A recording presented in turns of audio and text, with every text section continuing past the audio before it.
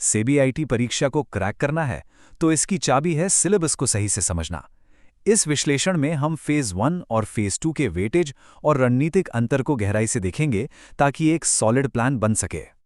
तो हमारा road map क्या है?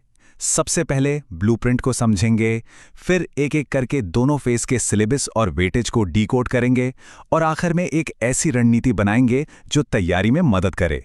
तो चलिए शुरू करते हैं। देखिए, सीबीआईटी का एग्जाम कोई एक रेस नहीं बल्कि दो अलग अलग पड़ाव हैं और कामयाब होने के लिए इन दोनों फेज के फर्क को समझना सबसे पहला और सबसे जरूरी कदम है। मतलब ये सिर्फ एक टेस्ट नहीं है, ये एक सफर है जो जनरल नॉलेज से शुरू होकर गहरी स्पेशलाइजेशन तक जाता है। और यही वजह है कि फेज 1 से फेज 2 में सिलेबस इतना बदल जाता है कि पढ़ने का पूरा तरीका ही बदलना पड़ता है। तो ठीक है, अब जरा फेज 1 को करीब से देखते हैं। इसे आप एक मजबूत नींव की तरह समझिए जहां आईटी के लगभग हर कॉन्सेप्ट को छुआ जाता है।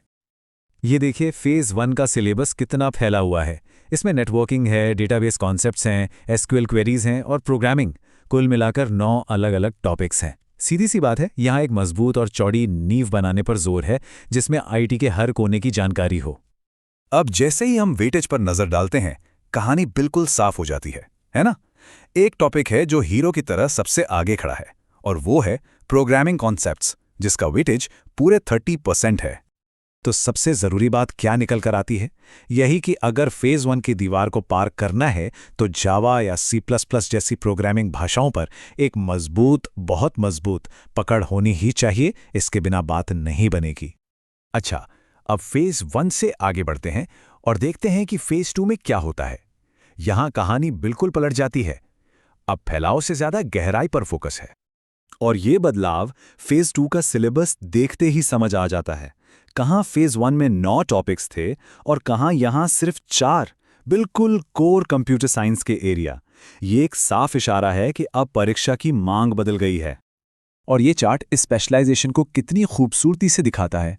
ध्यान से देखिए, सारा का सारा वेटेज अब कंप्यूटर साइंस के सबसे बुनियादी कॉन्सेप्ट्स पर आ गया है। ये नंबर देखिए, 70%। फेज 2 का इतना बड़ा हिस्सा, मतलब 70% सिर्फ और सिर्फ 2 टॉपिक्स के नाम हैं, डेटा स्ट्रक्चर्स और एल्गोरिदम्स। कमाल है ना? तो यहां पर टॉपर्स कौन हैं? बिल्कुल साफ है, डेटा स्ट्रक्चर्स और एल्गोरिदम्स। ये फेज 2 के लिए किसी भी कैंडिडेट की टॉप, मतलब एब्सोल्यूट टॉप प्रायोरिटी होनी चाहिए। चलिए अब आते हैं सबसे जरूरी हिस्से पर। इन दोनों फेज को आमने सामने रखकर समझते हैं कि तैयारी की रणनीति में वो कौन सा बड़ा बदलाव है जो लाना जरूरी है। ये स्लाइड पूरी कहानी बयां कर देती है। फेज 1 में ये देखा जा रहा है कि आईटी टूल्स के साथ क्या क्या किया जा सकता है।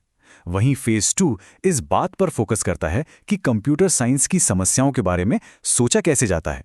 एक प्रैक्टिकल है तो दूसरा थ्योरेटिकल। इसे ऐसे कह सकते हैं कि फोकस आप टूल्स से क्या कर सकते हैं से हटकर आप समस्याओं के बारे में कैसे सोचते हैं पर चला जाता है। मतलब एक प्रैक्टिशनर से एक कंप्यूटर साइंटिस्ट बनने का सफर। तो इन सब बातों का मतलब क्या है? एक अच्छी तैयारी के लिए क्या करना चाहिए? चलिए अब एक एक्शन प्लान बनाते हैं। तो एक कामयाब रणनीति के 3 कदम हैं। पहला, फेज 1 के लिए एक चौड़ी और मजबूत नींव तैयार करें जिसमें सारे 9 टॉपिक्स कवर हों, पर सबसे ज्यादा जोर जावा या C++ पर हो। दूसरा, फेज 2 के लिए अपना पूरा फोकस डेटा स्ट्रक्चर्स और एल्गोरिदम्स की गहराई में ले जाएं। और तीसरा, इन दोनों को जोड़कर देखें। ये समझें कि फेज 2 का OOP असल में फेज 1 के प्रोग्रामिंग कॉन्सेप्ट्स का ही अगला लेवल है। तो इस पूरे विश्लेषण के बाद एक सवाल खुद से पूछने वाला है, अपनी तैयारी में वो कौन सा एरिया है जिस पर सबसे ज्यादा काम करने की जरूरत है।